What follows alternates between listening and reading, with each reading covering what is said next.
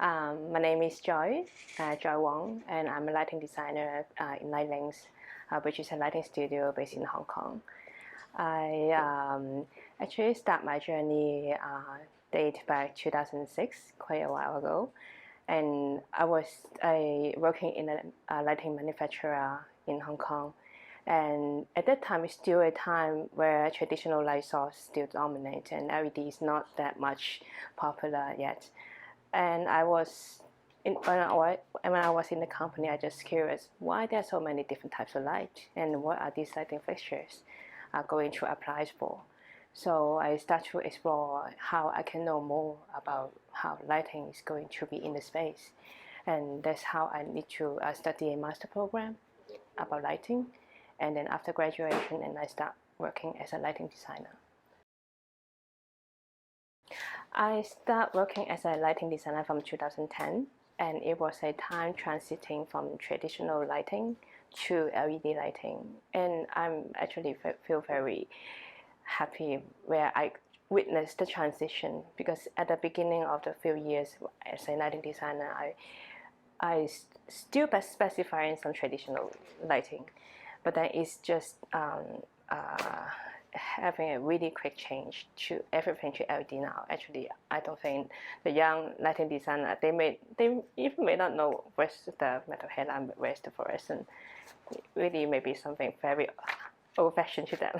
So after working as a lighting designer for like 9 years now, I saw it has been long enough time for me to go through from all different types of lighting projects, from facade, from landscape, from interior, or different category like is it a gallery, commercial complex, or residential. In my previous company, it is kind of like a consultancy company. It's a multidiscipline consultancy company, and while what I'm working now is a lighting studio.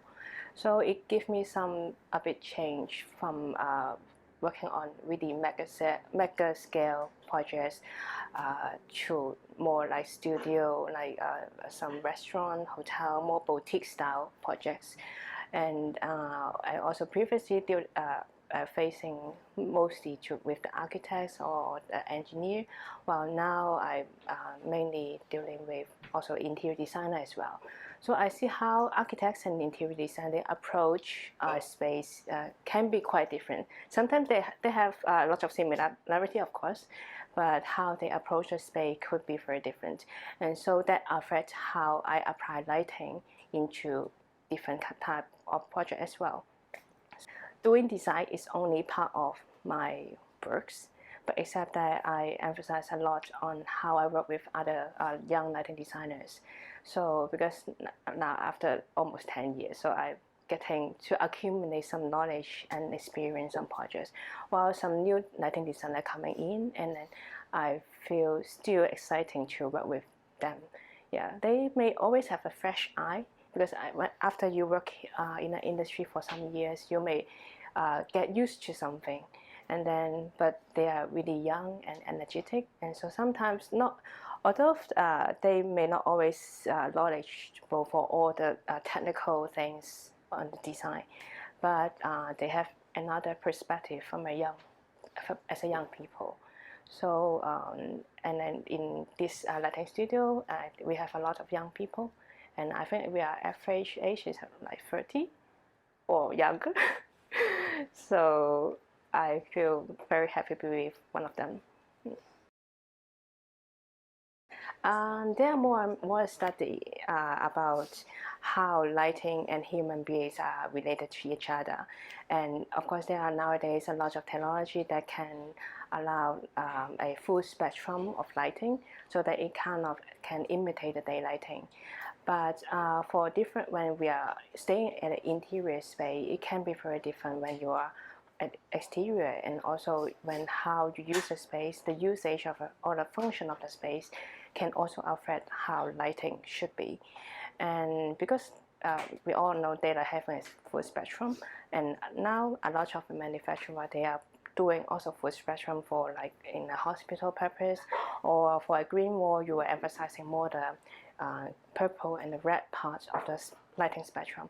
So I was thinking, now when we do a project, we do the design, and then to the technical part, we also by specifying the color temperature, beam angle, all sort of things. We are going to specify the spectrum as well. So when we consider, it's not only about the lamp source, how the visible performance, but we are also considering how the invisible spectrum things applying to the space. But will it be part of the future when we do design? We design not only the temperature of the space, we design for the spectrum of the space as well.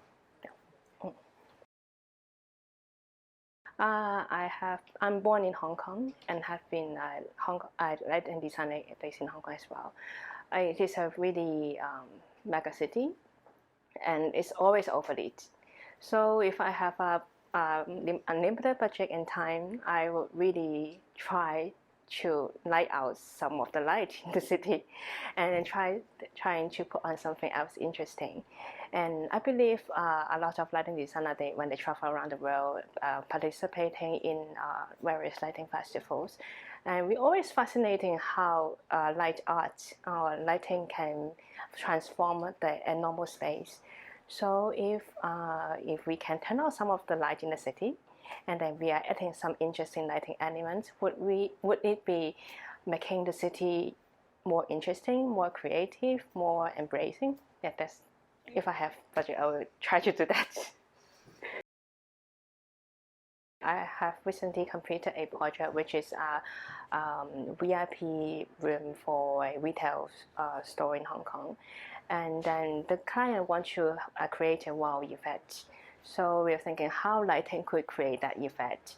At first we think of some theater techniques to make it wow, but we are thinking actually combining some technology with lighting, which is at that time we propose linking up lighting and face detection. And how do we do that is it is like a magic mirror, and then when you are in the space, the lighting actually is tracing the people's movement and then spotting on the jewelry on the guests, or even they have another pair of light just when you're moving around your hand with your diamond ring, for example, and then the light is spotting on the ring. Yeah, so we just deliver a project like that, and quite interesting. We are working with the mechanical engineer, with the motors, and then the software designer, how it can detect the face, and then hence connecting where's the litness, and then, well, it's quite fun. Actually, I am overcoming this quite a challenge as a lighting designer now. I just give born to a baby of 3 months old. Yeah, it's very young, and my elder son is like two years old now. Yeah, so they are both quite young. But at this time of period, also kind of a period that I want to do a bit more on my career. So how we are balancing, or how I'm balancing the family and the work is quite a challenge, especially for lighting designer, when we need to see the light, and then you need to wait the sky dark before you can see the light, architectural lighting. So you may need to wait for that, and then sometimes it's already dinner time or family time. So it's quite a challenge sometimes to balance both of them. Yeah. So, but I'm lucky enough. I have a very good teammates, and I have working in a lighting studio where the owner is very open and family friendly. So I work quite flexible hours now, and yeah, that's how I try to balance both of them. But I believe most of the mother lighting designer, they are facing the same problem. Yeah. My senior in my previous company was very influential to my career. He is not only a lighting designer, he is also a venue designer, designing for the acoustics and audiovisual of the space, not only for lighting. But actually, because his expertise is not only lighting, so he may not directly comment on my works on lighting, but instead he is more encouraging and give a lot of freedom to me to do my design. And because he do not directly comment or give advice on the lighting, so I do make mistakes, and then he will comment. He will just advise me back how I can do better in next time, and then that's how I learn from time to time from him as well. And that's actually quite influence to me how I face with my younger teammates, because how he taught me on the way he approach other people, and also affect me how I do it now. So yeah, I always feel women is born to do lighting design. I will say women tend to take more attention to their appearance or the faces, and architecture and on interior space is like your face, and the lighting is like the makeup. So when women do the makeup, and it's just like how we apply lighting to the space itself. Yeah, so we are kind of born to do that. It's kind of like everyday life. We experience daylight architectural lighting every day. It doesn't seem to, for some outsider, lighting is something, do we need a lighting designer? What are they doing? Even my parents or family, they may not really familiar what we are doing. But I think the good thing of lighting is like this. So a successful lighting is like, you may not aware a lighting designer has been doing something there, but you just feel the space and feel, a very comfy space. But actually, lighting designer do a role to enhance that particular space.